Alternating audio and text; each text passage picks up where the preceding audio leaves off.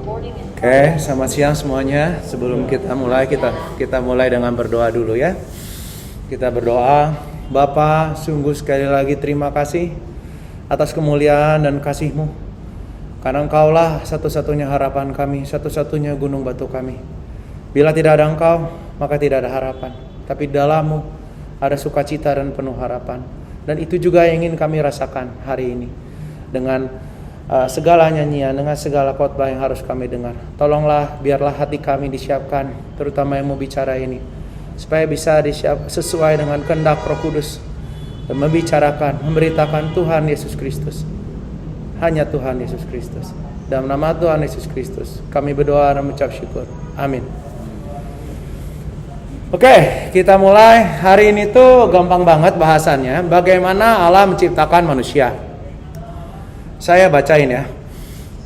Ini tuh kita kalau baca di Kejadian 1, 26 sampai 28. Berfirmanlah Allah, baiklah kita menjadikan manusia menurut gambar dan rupa kita, supaya mereka berkuasa atas ikan-ikan di laut dan burung-burung di udara, dan atas ternak, dan atas seluruh bumi, dan atas segala binatang melata yang merayap di bumi.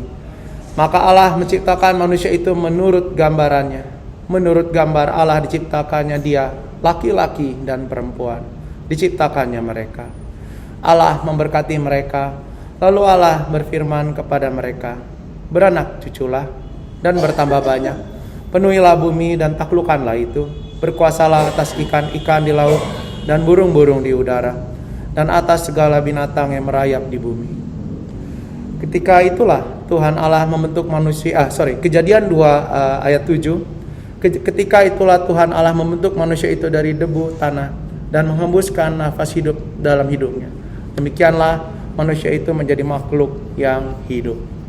Ya udah, itu sebenarnya dua pasal itu sudah sangat menjawab sekali bagaimana Allah menciptakan manusia. Kita dari kecil, kalau yang nggak dari kecil ya setidaknya yang dari besar menjadi orang Kristen pun pasti kita ikut katekisasi. Dari kecil ikut sekolah minggu, diajarin sangat mudah sekali. Pokoknya dulu ya, Adam dibikin dari debu, Hawa diambil dari tulang rusuk Adam. Beres kayak gitu. Nah, tapi seperti yang kita tahu, Alkitab itu bagaikan harta karun. Selalu setiap kali kita baca, setiap kali saya baca setidaknya, selalu ada hal baru lagi yang saya belum tahu. Maaf ya, saya singkirin dulu ini. Ya. Selalu ada sesuatu yang mengejutkan gitu buat saya. Makanya ini dibahas di katekimus ya, katekimus Westminster. Katekimus itu ringkasan iman lah istilahnya. Yuk, mari kita mulai. Gambar dan rupa kita. Ya, gambar itu tuh bahasa Inggrisnya image. Itu tuh kalau bahasa Ibraninya itu selem. Artinya gambaran yang berupa bayangan. Ibaratnya bayangan ini tuh bukan kayak bayangan yang di tanah, kayak kaca, ya. Kayak kaca, kalau kita lihat kaca, di depan kita itu bukan kita dong. Di depan kita itu, ya serupa dengan kita, ya segambar dengan kita tepatnya. Tapi bukan kita, hanya gambaran. Kalau rupa, itu dari kata demut, artinya ada rupa secara fisik, ya. Jadi ibaratnya kalau misalnya saya ngomong, walaupun anak saya perempuan, dia ada yang mukanya mirip lah sama saya, gitu ya. Nah itu rupa secara fisik, ya. Jadi oleh karena itulah juga sebenarnya simpelnya kita itu dibikin itu untuk sesuatu tuh yang sangat indah, ya. Bayangin, betul kita bukan Allah dari awal sebelum jatuh dalam dosa. Ingat ya, kita belum jatuh dalam dosa, kita bukan Allah, tapi kita adalah makhluk hidup yang dibikin dengan gambaran dan rupa Allah, ya. Makanya kenapa manusia itu unik. Manusia itu unik, sangat unik dari semua ciptaan. Dari dulu saya tuh selalu bingung sebenarnya kalau disuruh jawab. Saya suka nanya bahkan kalau saya interview orang, coba apa bedanya antara hewan dan binatang?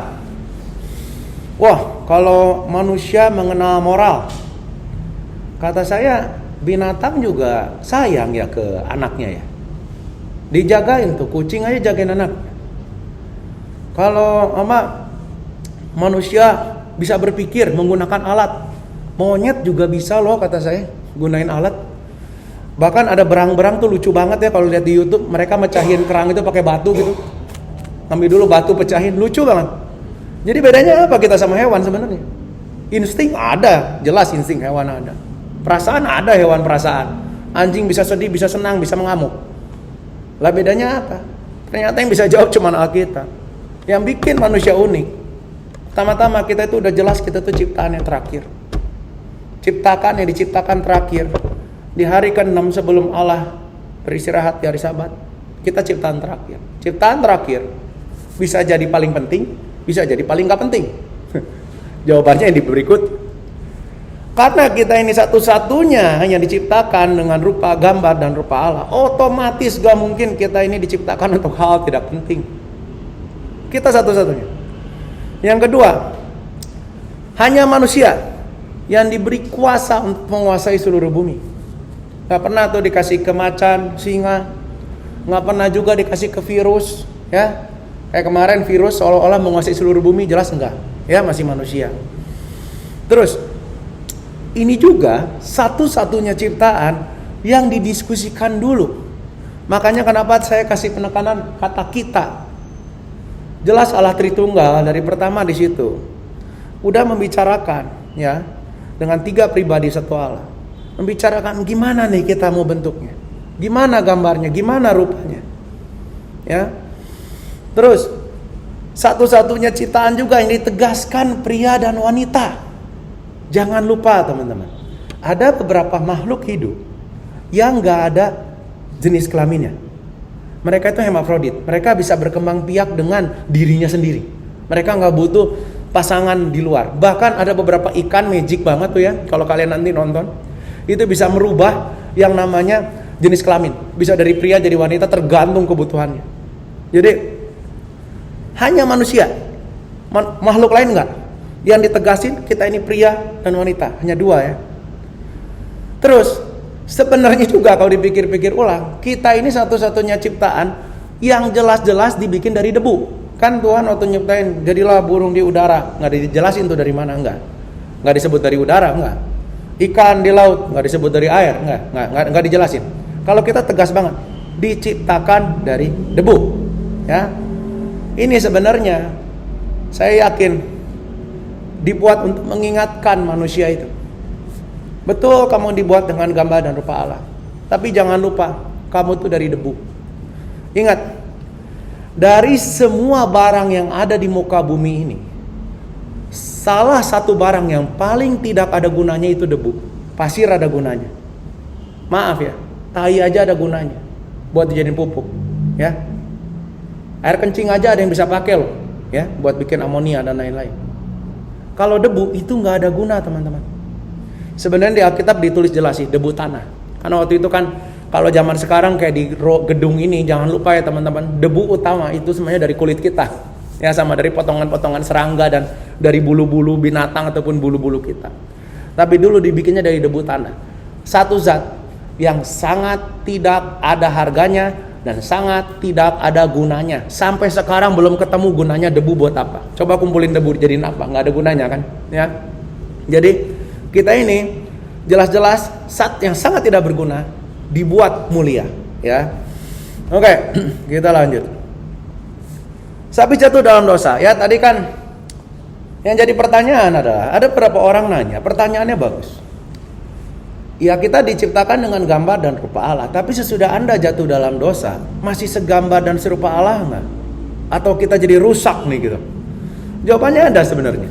Di Kejadian 9 ayat 6, saya jamin ini udah jatuh dalam dosa. Siapa yang menumpahkan darah manusia, darahnya akan tertumpah oleh manusia. Sebab Allah membuat manusia itu menurut gambarnya sendiri. Ya. Jadi, syukur puji Tuhan. Terlepas kita sudah dirusak oleh dosa, terlepas kita jadi mengenal yang namanya maut. Jangan lupa dulu gak ada maut sebelum kita jatuh dalam dosa. Kita tetap segambar dan rupa Allah. Bukan gambar yang sempurna lagi tentunya, gambar yang sudah rusak, ya. Seperti di 1 Korintus 15 ayat 49 ada penegasan. Sama seperti kita telah memakai rupa yang dari yang alamiah, duniawi maksudnya. Demikian pula kita akan memakai rupa yang dari surgawi. Ya. Jadi simpelnya, manusia dibikin dari debu, ya, yang gak ada gunanya itu, menjadi sesuatu yang sangat mulia. Kemudian kita berdosa, menjadi sesuatu yang lebih rendah dibanding debu. Jangan salah, debu nggak ada gunanya, tapi debu tidak berdosa. Kita manusia, kita ya semua ya, yang sekarang masih hidup ya, kita semua berdosa terhadap Allah yang sempurna, yang maha pengasih, yang maha penyayang. Kita berdosa pada Allah yang maha kuasa juga. Otomatis posisi kita di bawah debu, ya. Tetapi tenang, debu aja dibikin mulia, kita juga nggak ditinggalkan. Kita semua udah tahu kan ceritanya mengenai Yesus ya. Nanti kita bahas lagi di belakang.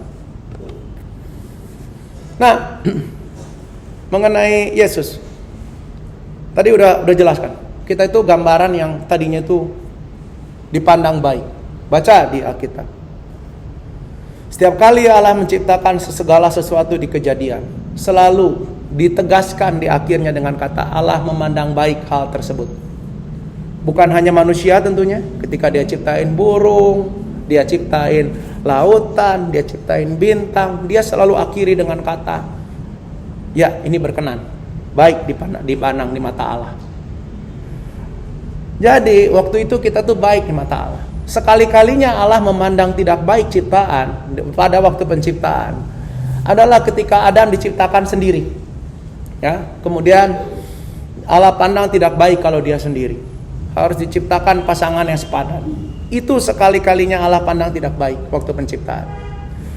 Tentu ketika kita akhirnya jatuh dalam dosa, sekali lagi kita jadi ciptaan yang rusak, ciptaan yang jelas-jelas tidak sesuai lagi kehendak Allah.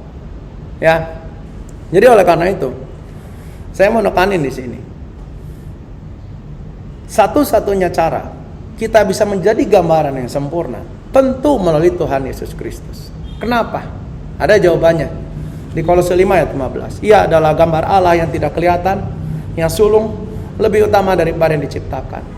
Jadi kalau tadi di Kejadian kita gambar dan rupa yang tadinya mulia jatuh, gara-gara ada Yesus ya, yang gambaran sempurna nih mau nyelamatin kita, yang lebih sulung dibanding semua. Itu tuh makanya kenapa kita ada harapan, ya. Karena seluruh kepenuhan Allah berkenan di dalam Dia. Jadi balik lagi, ini gambaran yang sempurna. Simpelnya, dari awal Tuhan nyiptain manusia, Tuhan tuh pengen kita semua tuh kayak Yesus dari awal. Cuman kita gagal. Walaupun kita diciptakan ya di dunia yang super indah. Mau makan tinggal makan.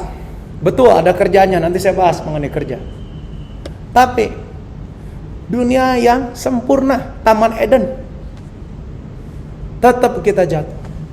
Akhirnya Allah harus turun tangan.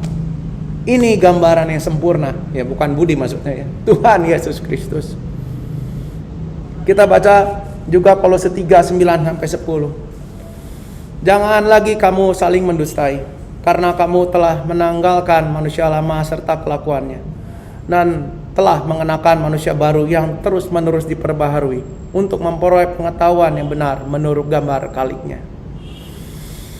Nah ini, jadi kalau tadi balik ke awal, bagaimana Allah menciptakan manusia? Allah tuh pengen menciptakan manusia itu mulia, mulia seperti Yesus.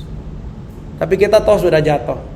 Jadi ibarat peribahasa, ya udahlah, yang lalu biarlah berlalu. Ya, kita nggak usah bicarakan lagi. Udah kadung jatuh dalam dosa. Satu-satunya harapan kita sekarang, kita lihat gambar yang sempurna, yaitu Yesus, gak ada lagi yang lain. Tapi caranya ngelihat tuh bagaimana? Ditegasin sebenarnya di Kolose 3 ini. Ya ada di situ, tinggal baca ya. Kita artinya apa di sini? Kita harus nanggalin manusia lama. Ya. Nanggalin manusia lama simpelnya adalah terus-menerus menjauhi diri kita dari dosa. Harus terus-menerus. Ya. Dan terus-menerus diperbaharui. Ini artinya selama kita masih hidup di dunia ini, kita bakal terus masih jatuh dalam dosa. Kita bakal terus masih hidup dalam penderitaan. Kita bakal masih terus hidup seolah-olah tidak ada harapan. Makanya kita harus terus-menerus diperbaharui dengan pengetahuan yang benar. Pengetahuan yang benar Alkitab, Alkitab, nggak ada lagi yang lain. Bukan pendeta. Alkitab. Nggak pernah dijelasin pengetahuan yang benar itu pendeta. Enggak, Alkitab. Itu alasannya kenapa? Supaya kita mau terus-menerus diperbarui. Kalau mau nih ya, kalau mau, kita baca Alkitab dan mengamalkannya. Ya. Supaya pada akhirnya seperti Yesus, kita diberi tubuh baru. Ya, oke. Lanjut berikutnya. Manusia jelas diciptakan pria dan wanita. Ya, saya sampai saking keselnya saya tulis LGBTQA. Sebenarnya mereka tuh sekarang tuh LGBTQAA plus apalah gitu, saya nggak tahu. Setelah dicari tahu plus itu artinya apa, ya barangkali nanti ada gender baru lagi yang belum ditemukan katanya. Itu masalah gender di Amerika itu udah menjadi masalah yang sangat besar. Hebatnya di Indonesia sudah mulai masuk di beberapa sekolah swasta, sialnya ya, swasta bukan negeri. Yang terutama sekuler, yang tidak berlandaskan agama swastanya.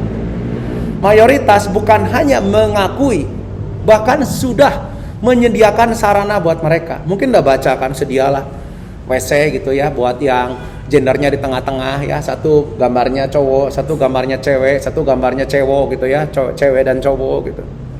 Nah, itu tuh mau dibolak-balik bagaimanapun, kalau ada orang Kristen yang ikut menyetujui ideologi LGBTQ ini, kalian tuh kejinya bukan main. Bukan hanya melawan Allah, tapi seluruh teori mereka itu dibikin oleh penelitian Kinsey namanya. Si Kinsey ini meneliti. Waktu dia meneliti itu, dia teliti sebenarnya anak kecil bahkan bayi itu udah ada kecenderungan seksual atau belum. Zaman waktu saya kecil, ya bukan saya nggak ngerti-ngerti amat lah. Ada cowok, ada cewek, ada seksual, ada. Tapi nggak kayak sekarang. Makin lama, terutama di Amerika, pendidikan seksual terus makin muda. Bahkan di SD. Kalau di kita masih wajar lah. Setidaknya di sekolah anak saya masih di SMP. Kenapa? Karena penelitian Kinsey ini. Dia itu neliti anak kecil itu, bayi itu udah ada kecenderungan seksual atau enggak. Bener enggak sebenarnya walaupun dia dilahirin cowok, dia itu gendernya sebenarnya cewek. Jadi intinya gender itu fitnah, enggak ada, enggak pernah diciptakan yang namanya gender. Gender itu hanya social construct alias hanya ciptaan sosial. Dengan cara dia menguji cobakan anak-anak kecil itu, bahkan termasuk bayi, untuk melakukan hubungan seksual. Kejinya bukan main. Ini ideologi buat kita konyol lah, apalah gitu. Tapi ini ideologi yang super keji. Makanya kenapa di Amerika kalau nonton, saya sampai capek sama saya sampai dimati-matiin tuh ya. Video-video YouTube-nya saya nggak mau nonton lagi. Walaupun yang nyeritain cara benernya gimana. Karena sungguh sangat menyeramkan. Jadi jangan pernah kita sebagai orang Kristen main-main. Nggak ada kita cuma ada dua gender. Allah ciptain dua gender. Kalau mau percaya sama gender yang lain, ya silahkan. Berarti Anda percaya pada ideologi yang keji. Ya. Tapi juga sebenarnya kita balik lagi lah. Di Indonesia masih jarang lah LGBTQIA+ itu masih jarang. Kita lupain dulu sementara. Tapi di Indonesia banyak juga yang pakai agama untuk menindas gender yang namanya wanita. Nah, saya nggak ngomong agama seberang loh. Saya ngomong agama kita sendiri atau yang mirip-mirip sama kita. Dengan memakai beberapa ayat yang luar biasa, nggak nyambung menurut saya. Nindas juga yang namanya wanita. Padahal Allah waktu ciptakan itu pria dan wanita dan dipandang baik dua-duanya. Nggak ada satu yang di bawah, yang lain nggak ada.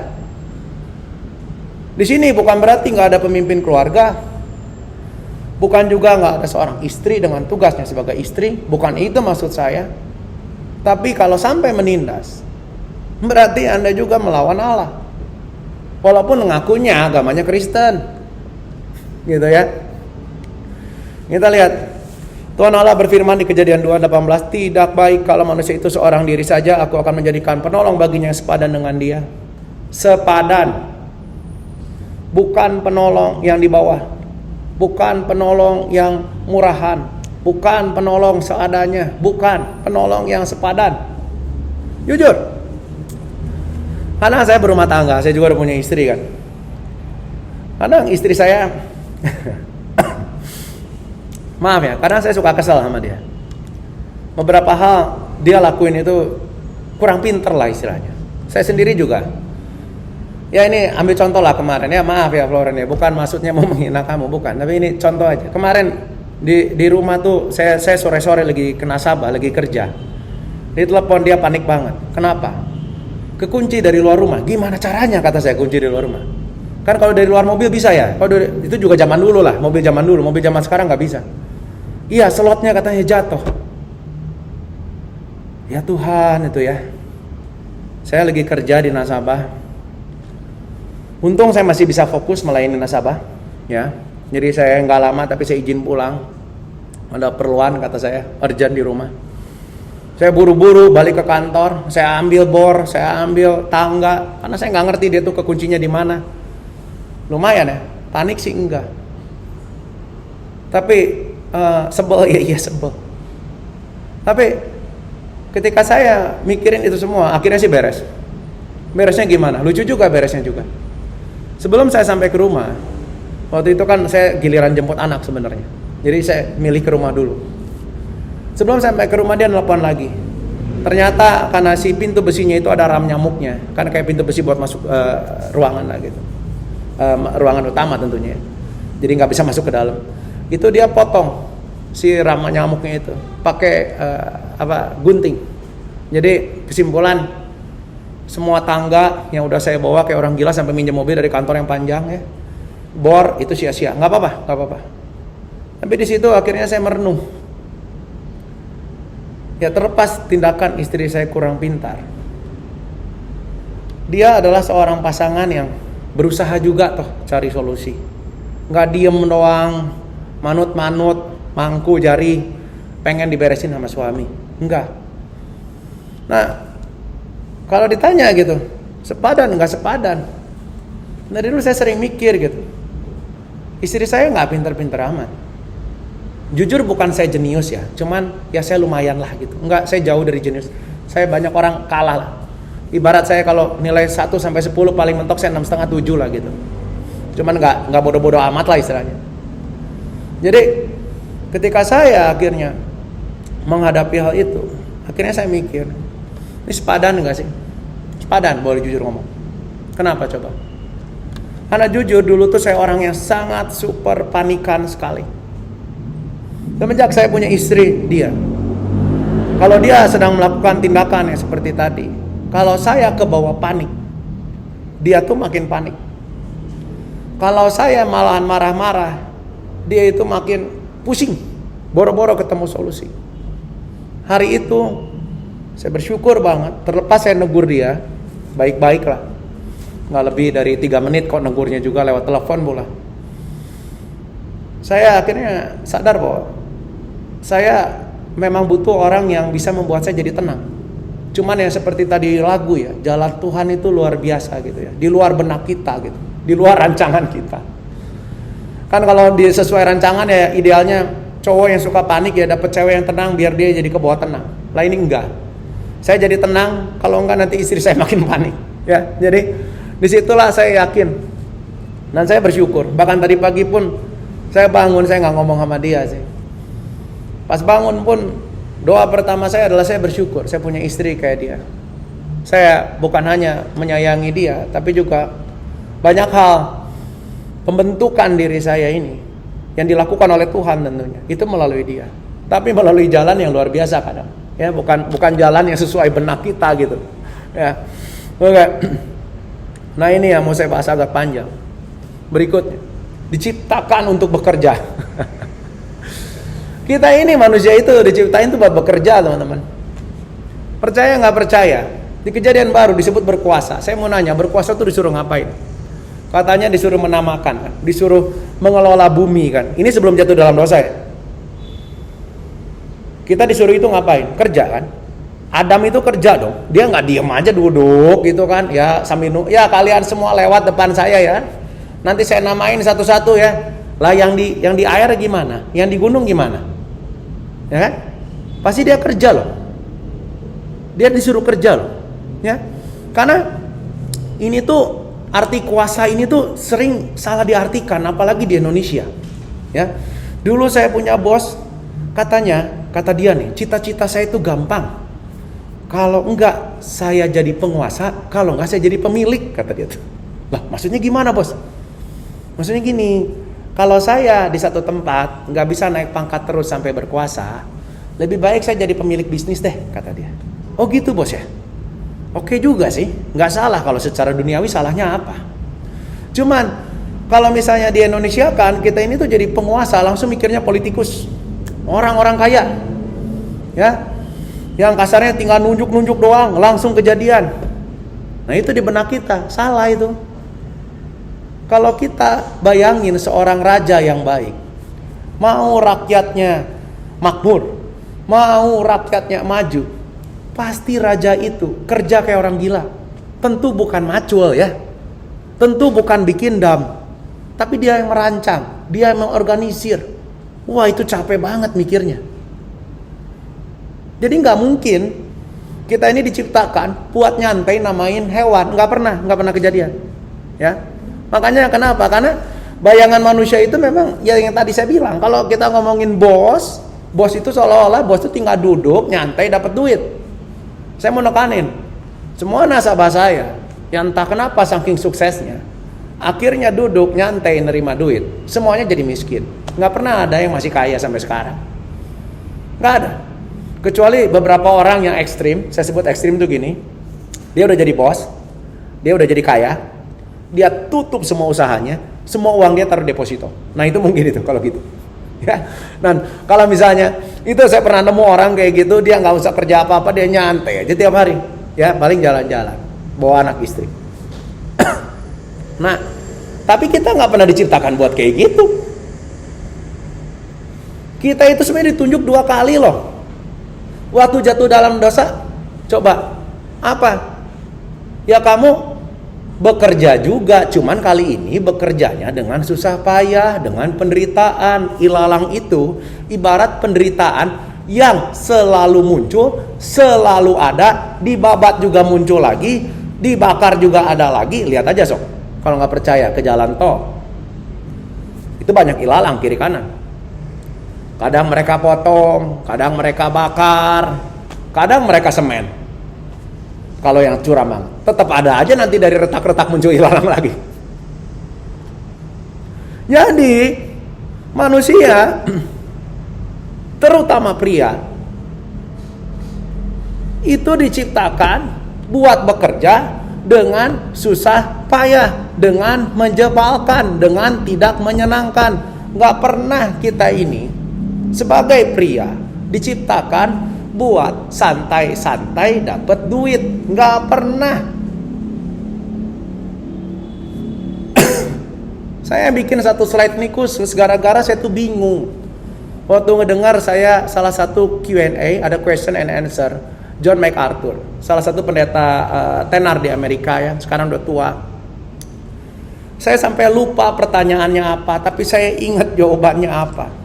Dia jawab, kalau pria tidak mau membiayai keluarganya, dia itu sama aja seperti bidat, bahkan lebih parah dibanding bidat. Saya mikir dulu, bentar. Kalau bidat kan kita kan jadi apa ya, bikin ajaran sesat gitu ya. Itu kan udah sesat sekali, itu nasib kita buruk sekali ya. Kenapa ini disebut lebih parah dibanding bidat? Ini maksud dia apa? Ini bukan pendeta yang kontroversial. Bukan juga pendeta yang kalau ngomong nggak ada dasar ayatnya, ya. Jadi bukan pendeta yang suka ngomong nyeletuk aja seenak ketut, nggak jelas dari mana kalimatnya. Saya mikir bulak balik kebenaran. Syukur puji Tuhan, saya dapat bagian entah kenapa dipercepat untuk bahas ini. Loh ini jawabannya kata saya. Dari awal kita ini diperintahin untuk kerja sebelum jatuh dalam dosa. Sesudah jatuh dalam dosa, kita diperintahkan buat kerja. Sesudah kita bertobat, dari tadi tuh kita dengerin lagu, isinya itu intinya ada kata hidup, ya. Kita hidup bahagia, Hidup itu ngapain sih teman-teman? Duduk, diam, nonton? Enggak dong. Hidup itu artinya kita bekerja untuk kemuliaan Allah. Bekerja untuk kemuliaan Allah, Anda bisa jadi pendeta, Anda bisa jadi pegawai, Anda bisa jadi pengusaha. Silahkan jalan hidup kalian masing-masing. Mau jadi pelayan doang, mau jadi tukang sapu, semua oke. Saya nggak nyebut semua orang jadi bos, tapi semua orang diperintahkan secara nyata buat bekerja. Dan kalau Anda menolak perintah pertama buat pria. Betul, seperti di Mazmur, di pasal yang paling akhir, wanita yang bijak pun akan bekerja untuk membantu keluarganya. Tapi saya nggak mau fokus ke sana, karena yang ditekanin di hari ini kan bagaimana alam ciptakan kita, diciptakan untuk bekerja, bos. Kenapa? Karena itu tuh menurut saya lebih babah dibanding LGBTQIA itu plus something gak jelas itu. Coba di Indonesia, di gereja Indonesia, masalah utamanya makin lama makin banyak apa coba? Pria malas. Lebih banyak dibanding gay, saya jamin. Cuman itu dosa yang gak pernah disebut-sebut, dosa yang gak pernah dibahas, dosa yang dianggap remeh. Padahal itu dosa sedikit pun tidak lebih remeh dibanding kalian bidat. Ya, itu makanya kenapa saya batuk nih. Saya harusnya istirahat lah gitu. Tapi sehubungan saya punya kerjanya itu istilahnya dari Senin sampai Senin, alias tidak ada libur, tiap hari harus kerja. Dan kebenaran kerjaan saya harus ngomong terus sama orang, nggak sembuh-sembuh. Kalau boleh dalam hati saya, dari kemarin ini saya pengen istirahat. Bukan hanya karena batuk, saya juga manusia, saya juga capek, saya juga pengen istirahat. Tapi mau bagaimana? Ini panggilan saya. Saya doakan dan saya yakin ini panggilan saya. Ketika saya pengen nyerah, saya ingat, kalau saya jadi pria yang gak mau kerja, yang asal-asalan kerja, yang males-malesan kerja. Karena zaman sekarang ya, orang itu mengaku kerja tuh gampangnya bukan main. Kemarin ada yang datang ke bank saya, kamu kerjanya apa? Online. Maksud kamu driver online? Enggak, bukan. Saya kerja itu tuh jadi dikontrak untuk work from home lah. Jadi saya kerjanya itu dari online aja Pak, bisa. Oke, syukur puji Tuhan. Penghasilan kamu kayak gimana? Luar biasanya itu orang penghasilannya bagus, alias rutin. Jadi saya nggak masalah dengan orang yang ngaku online tapi hasilnya rutin dan bagus. Saya nanya, loh bentar, kata saya udah sering dengar nih yang kerja online gini hasilnya serabutan, nggak bagus. Kok kamu bisa bagus ya, kata saya. Ya saya kerjanya tiap hari gitu. Saya kerjanya tiap hari, saya dari jam segini sampai jam segini. Saya harus nemuin bos saya, kebetulan orang Australia, sehingga ada perbedaan jam, sehingga saya harus ngikutin jam kerjanya beliau. Kapanpun beliau panggil, saya harus langsung ada secara Zoom atau secara Gmeet dan lain-lain, ya caranya mereka sendiri, dia harus hadir. Tapi banyaknya orang di Indonesia nggak kayak gini ceritanya. Banyaknya orang yang kayak driver online pun cuma gaya-gayaan doang. Kamu ngapain Gojek? Padahal dia kerjanya cuma ngopi sama ngerokok, nyantai aja. Ya di jalanan nggak kemana-mana. Nah jadi kesimpulan, itu kerja apa enggak? Jelas enggak? Itu malas-malesan, kerja ngasal. Hasil pun kalau ngasal, hasilnya pun tidak akan jelas. Makanya kenapa buat saya kalau ada orang-orang yang malas-malesan, kurang bersukacita, kurang bersyukur, masih dikasih kekuatan buat bekerja, masih dikasih kesempatan buat berbisnis, itu tuh melawan Tuhan. Makanya kenapa penderitanya double. Orang yang bersyukur sama kerjaannya aja menderita kok. Ilalang gak akan hilang. Sampai kiamat gak akan hilang. Udah kiamat baru hilang. Tapi orang yang malas-malesan, saya jamin double menderitanya. Nah saya cuma mau ngomong sama orang-orang kayak gitu, bertobatlah. Kalau enggak ya syukur puji Tuhan kalian kayak gitu. Syukur puji Tuhan, saya senang. Karena di Alkitab aja Paulus sudah jelas kok, orang yang gak mau kerja gak usah makan, udah ditulis. Makanya kenapa saya tidak punya sedikit pun belas kasihan sama orang yang malas dan tidak punya penghasilan. Karena dia berdosa. Ngapain saya harus berbelas kasihan sama dosa? Ya, itu alasannya kenapa kadang sama orang-orang kayak gitu saya suka kalau meminjam uang ke saya gitu, keji sekali saya. Enggak. Kenapa? Karena kamu malas. Ya suruh siapa kamu malas? Gak usah makan. Saya pede aja ngomong kayak gitu. Gak ada saya belas kasihan. Saya harus kerja 7 kali 8 kata saya. 7 hari 8 jam. Mati-matian kayak orang gila buat ngebiayain istri anak. Ini aja nabung kadang susah. Saya sih kelihatannya gaya, tapi itu sebenarnya ya punya kantor lah gitu, kayak mobil gitu. Nggak apa-apa lah, syukur puji Tuhan kok. Saya masih ada penghasilan, walaupun dikit-dikit saya masih bisa nabung. Ya, jadi kesimpulan saya akhirnya sambil bikin khotbah ini sambil marahin diri saya sendiri. Budi, kalau kamu malas-malasan, ingat Tuhan nggak suka. Budi, kalau kamu tuh ya, nggak bersyukur tuh masih punya kerjaan walaupun bikin kamu capek, Tuhan nggak akan suka. Saya nggak ngomong di sini kita nggak boleh ganti kerja, nggak boleh ganti usaha, nggak boleh berhenti dulu kerja terus cari yang lain, bukan itu maksud saya. Tapi intinya adalah malas dan asal-asalan itu dosa. Ya, kita baca. Terakhir, kaca yang kembali 90 derajat. Tadinya ibarat kita tuh bayangan Allah. Kita bayangan dalam kaca, bayangan yang sangat indah, sangat mulia. Walaupun hanya bayangan tetap indah dan mulia. Kita udah rusak, ya. Untungnya, entah kenapa, pas mau bikin khotbah ini juga, Tuhan suruh saya baca Mazmur 40. Di Mazmur 40 ayat 11 disebut, keadilan tidak kusembunyikan dalam hatiku, kesetiaanmu dan keselamatan daripadamu kubicarakan, kasihmu dan kebenaranmu tidak kudiamkan kepada jemaat yang besar. Jadi, dari tadi saya udah ngomong terus mengenai dosa. Dan juga syukur puji Tuhan, kalau Anda tetap mau berdosa, tetap mau malas-malesan, ya silahkan nikmatin aja. Itu keadilan Tuhan. Tapi di sini juga kita jangan pernah berkecil hati. Walaupun si Budi ini kadang ada malasnya, walaupun si Budi ini kadang ada dengan dumelnya, kurang bersyukur. Allah kita ini Allah yang setia, ya. Allah yang setia. Jadi nomor 1 tuh adil dulu teman-teman, bukan setia dulu, ya. Kalau baca tuh yang diurut gitu ya. Nah jadi Allah yang setia yang akan menyelamatkan kita, ya. Menyelamatkan kita kenapa? Karena Dia penuh kasih. Tapi Dia nyelamatin kita dengan kebenaran, bukan dengan cara ya kamu udah selamat, kamu nyantai aja. Gak ada. Karena kita diselamatkan, kita harus hidup dalam kebenaran. Karena kita diselamatkan dengan kasih-Nya yang besar. Jadi kita ada harapan. Ya. Sehubungan Tuhan Yesus Kristus sudah menghancurkan maut. Ya, berarti kita ini manusia-manusia baru yang sudah tidak akan kena maut lagi, ya mati secara badani ya, tapi roh kita nggak akan mati lagi ya. Ini tinggal pilihan kita mau mengamalkan nggak? Mau menjalankan nggak perintah Tuhan ini?